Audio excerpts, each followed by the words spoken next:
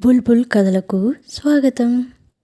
కథ పేరు నిజాల వేట. మహారాజు సింహాసనం అధిష్ఠించి 10 సంవత్సరాలు పూర్తయింది. దాంతో తన పరిపాలన ఎలా ఉందో తెలుసుకోవాలనుకున్నాడు. అంగరంగ వైభవంగా సమావేశం ఏర్పాటు చేశాడు. సామంతులు, సైన్యాధికారులు, వ్యాపారస్తులు, కళాకారులు, పురప్రముఖులు అందరినీ ఆహ్వానించాడు. మహారాజు వచ్చిన వాళ్ళందరినీ చిరునవ్వుతో చూస్తూ, నా పాలనలో రాజ్యమంతా సుభిక్షంగా ఎలా ఉందో తెలుసుకోవడానికి ఈ సభ ఏర్పాటు చేశాను. బాగుంటే బాగుందనండి, లేదంటే లేదనండి. సరిదిద్దుకోవాల్సిన అంశాలుంటే తెలియజేయండి. రాజ్యం మరింత సుసంపన్నం కావడానికి సలహాలు ఇవ్వండి అన్నాడు. మహారాజా, మీరు మాకు దేవుడిచ్చిన వరం.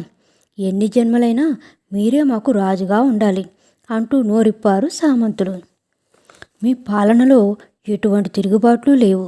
రాజ్యమంతా ప్రశాంతంగా సుఖ సంతోషాలతో నిండుంది అని అన్నారు సైన్యాధికారులు. వ్యాపారాలు పుష్కలంగా జరుగుతున్నాయి. గల్లాపెట్టులు గలగల్లాడుతున్నాయి. రాజ్యంలో దొరకని వస్తువంటూ లేదు. ఎగుమతులు పుంజుకుంటున్నాయి అన్నారు వ్యాపారస్తులు.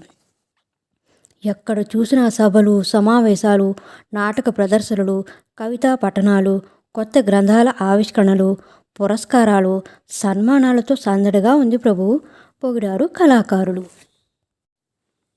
ఒక్కొక్క మాటకు రాజు మొహంలో కోటి నక్షత్రాల కాంతులు వెదజల్లసాగాయి. వచ్చిన వారందరికీ రకరకాల ఆహార పదార్థాలతో విందు భోజనం ఏర్పాటు చేసి కానుకలతో సత్కరించి పంపించాడు.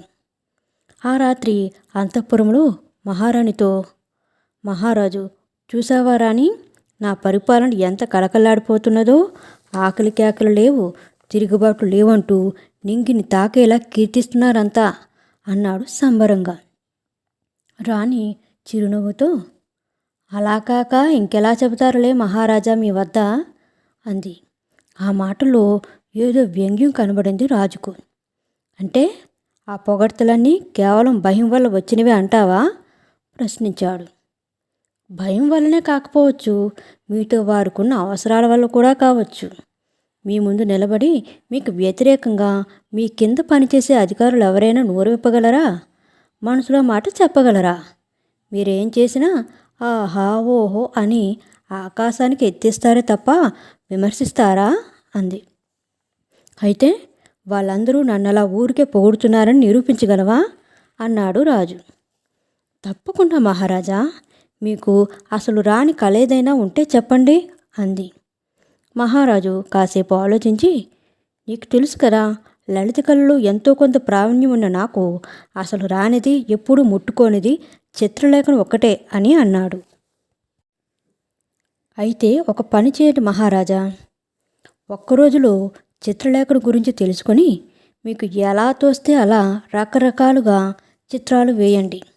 అవన్నీ ప్రదర్శనకు పెడదాం. ఇప్పుడు పిలిచిన వాళ్ళందరినీ అప్పుడు ఆహ్వానిద్దాం. తెలుస్తుంది ఎవరేమంటారో అంది. మహారాజు సరేనని ఒక ప్రముఖ చిత్రకారుని పిలిపించి ఒక రోజంతా చిత్రకళ గురించి తెలుసుకున్నాడు. తర్వాత రోజు నుంచి బొమ్మలు గీయడం మొదలుపెట్టాడు.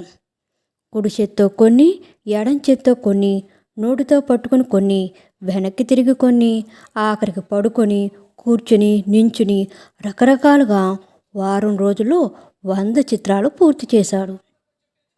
వాటన్నిటినీ ప్రదర్శనకు పెట్టాడు.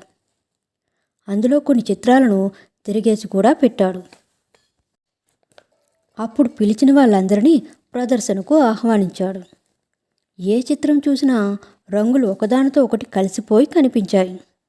దేనిలో ఏముందో, అందులో భావముందో ఎంత ఆలోచించినా ఎవరికీ అంతు చిక్కలేదు. అర్థం కానిదంతా అద్భుతమే అని తీర్మానించుకున్నారంతా. అవతల ఉన్నది మహారాజు. తప్పు పట్టినా, బాగా లేదన్నా కొరడా దెబ్బలు తప్పవు. దాంతో ఎందుకైనా మంచిదని ఆహా అన్నారు కొందరు. వెంటనే ఓహో అన్నారు మరికొందరు. అద్భుతం, మీకు మీరే సాటి అంటూ అందుకున్నారు ఇంకొందరు. ఇలా పొడి మాటలైతే లాభం లేదనుకుని ఇంకొకరు ముందడుగు వేసి, మహారాజా, ఇంత వేగంగా ఇన్ని చిత్రాలు గీయడం మామూలు మానవులకు సాధ్యం కాదు. మీలాంటి కారజన్మలు 14 లోకాలు ఎక్కడా ఉండరు. మీకు చిత్రరత్న పురస్కారం ఖచ్చితంగా ఇచ్చి తీరవలసిందే అన్నారు. అది విన్న మరికొందరు తాము ఎక్కడ వెనుకబడిపోతామోనని, మహారాజా, ఈ చిత్రాలు మీరు గనక మాకు ఇస్తే మా భవనాలు అలంకరించుకుంటాం. వీటి వల్ల మా ఇంటి అందం రెట్టింపు అవుతుంది అన్నారు.